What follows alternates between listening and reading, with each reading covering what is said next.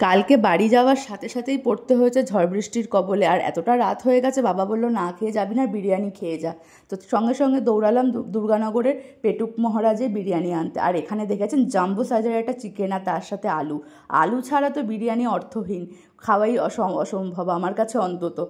আর আমাকে তো বরাবর বিরিয়ানির রূপ আর গন্ধ সবসময় টানছে বিরিয়ানি খাওয়ার জন্য। আর এই দোকানটা নতুন হলে কি হবে, দোকানটা সত্যি খুব ভালো বানায় বিরিয়ানি।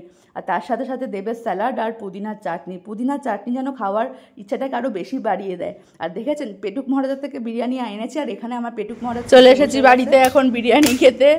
ব্যাস খুলতে গিয়ে গেছে ভেঙে, আর আমি এতটা খাবো না।